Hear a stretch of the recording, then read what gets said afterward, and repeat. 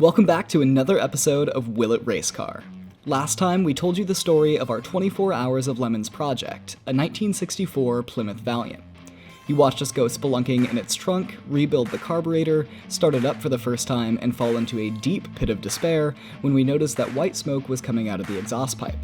On today's episode, we're going to avoid that problem for a while and install a push-button ignition so that we can finally take the Valiant on a test drive to verify the health of its transmission.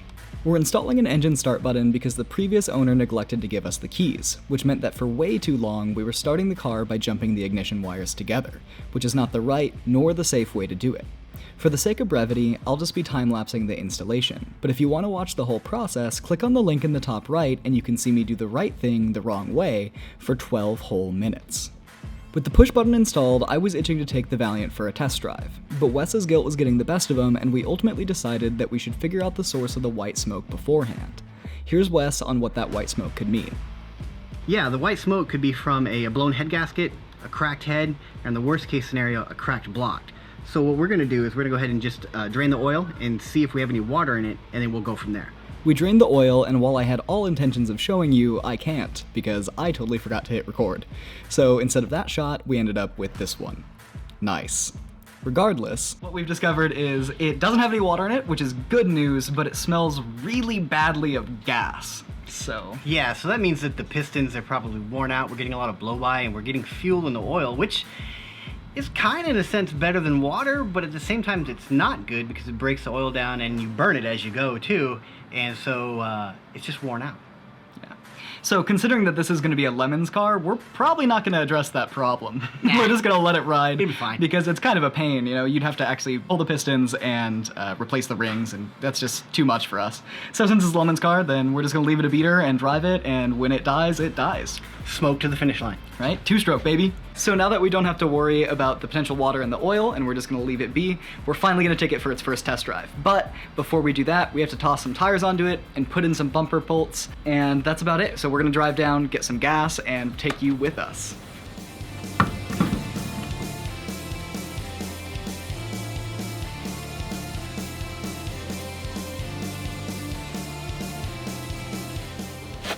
Oh, what about this little guy right here? I wouldn't worry about that little guy right there. I think it'll be fine. But in all seriousness, the reason this broke off is on some of the old Dodges, the threads are left-hand thread on certain wheels, and I didn't realize that when we went, and I went to go take this one off when it had a flat and put the new one on, and I just ramrodded it with the impact and snapped it right off. So that's something you should probably be careful with before you just go trying to buzz the nuts off.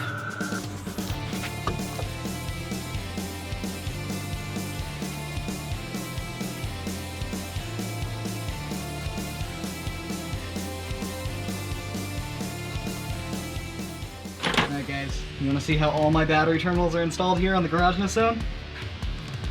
So we'll tap, tap, tap. It's a quick release, baby. What is wrong with this person? Remember last episode when I said that we had won our never-ending battle with the spiders? Well, I was right about one thing. It's never ending. Turns out, we won the battle, but not the war. Man, I cannot believe how infested this car is with spiders. We actually had them lay their webs inside of the air cleaner. Luckily, though, we have another one. Ta-da! Just say that right now, you're putting the old oil back in, because you're cheap. Okay, so now we're gonna go ahead and put the old oil back in the engine. Bro, I just wiped this out of the air cleaner. Ooh, high carbon. This oil looks a little thin. Maybe we'll have to get some oil treatment. Yeah, some STP. Toggle finger tight. Perfect. Don't want it to overheat. I'll get some antifreeze in there. That it's corrosion prevention, and we need all of that. Yeah, we do. Kind of wish we cleaned out the rat turds a little bit before we took it for a drive. Just hold your breath. What, are you afraid of the plague? Alright, I think we're ready to go. Almost, but I forgot where I put the cap.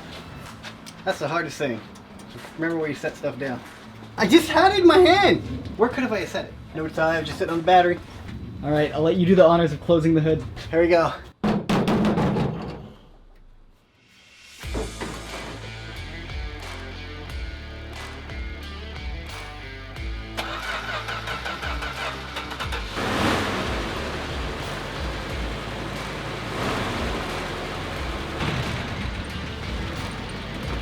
brakes are off. The brakes were really, really soft, so I figured I would just take a look to see if there's any brake fluid in it. I pulled the cap off to find nothing. I'm assuming we just go all the way to the top. So, Now, do we have to bleed the brakes now? Nah. How do those brakes feel? Like, they're not there. We're just gonna putt around the block. You can just shift it into neutral. There's no door on that side. Stick your foot out. It's up to you. Let's see what happens. Like, I'm gonna just start it and put it in gear, see if it even holds it. So are we ready to go then? Ready to go. Hey.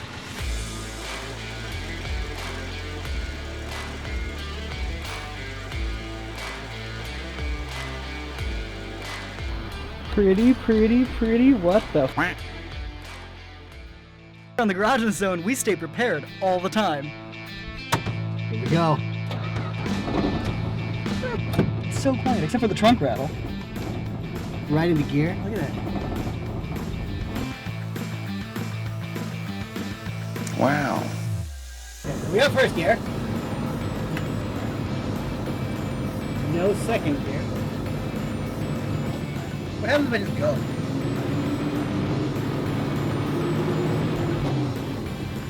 Shifting! Dude, this is a high stall performance vehicle.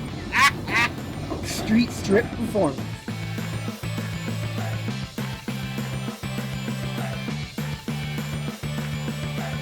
Cruising, cruising. What's up?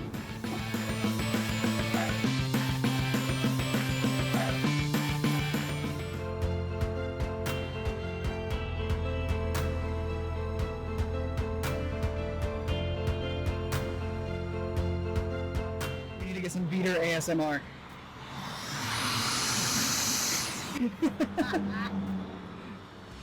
Alright, I think we should put some engine oil treatment in it to hopefully help with the worn out rings.